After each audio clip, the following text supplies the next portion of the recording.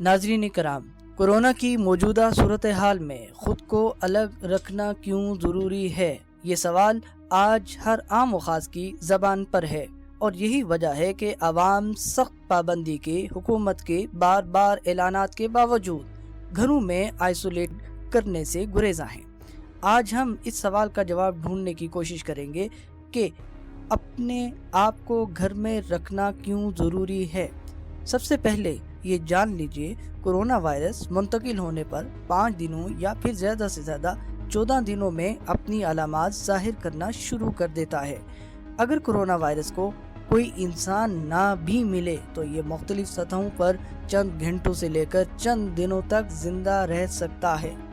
خود کو گھروں میں کیوں بند رکھیں؟ کیونکہ اب تک اس مرض کی کوئی دوا ایجاد نہیں ہوئی۔ یاد رکھیے، چھینکنے کے نتیجے میں منہ سے خارج ہونے والے ڈراپس یا قطرے ہوا میں 3 گھنٹے تک مہلک رہ سکتے ہیں، جن سے ماسک کے ذریعے بچا جا سکتا ہے، اور یہ وائرس مختلف سطحوں پر 3 گھنٹے سے 3 دن تک زندہ رہ سکتا ہے۔ لہٰذا اس کے لیے آپ وقفے سے اپنے ہاتھوں کو دھو لیجیے۔ گھروں میں رہنا کیوں ضروری ہے؟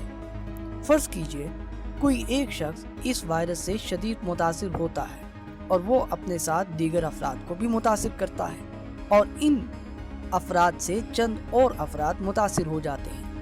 اب اس صورتحال میں اس علاقے کو کوارنٹائن کر دیا جاتا ہے، مگر باوجود پابندی کے اس قرنطینیہ سے ایک کم شدت یا لیول 1 کا مریض جو اپنے آپ کو صحت مند سمجھتا ہے دوسرے علاقے میں پہنچ جاتا ہے، جہاں وہ اس علاقے کے لوگوں کو بھی متاثر کرتا ہے۔ نتیجہ اس علاقے کو بھی کوارنٹائن کر دیا جاتا ہے۔ اس دوران ایک 5 افراد پر مشتمل فیملی مستقل گھر پر ہی رہتی ہے، نہ وہ باہر جاتے ہیں نہ کوئی اندر آتا ہے، اور پورے علاقے میں کورونا پھیل جاتا ہے۔ اب 14 دن بعد اگر اس میں سے اکثر مریض صحت یاب ہو جاتے ہیں اور چند کی وفات بھی ہو جاتی ہے، مگر وہ 5 افراد کم از کم اس وائرس کے حملے سے محفوظ رہتے ہیں۔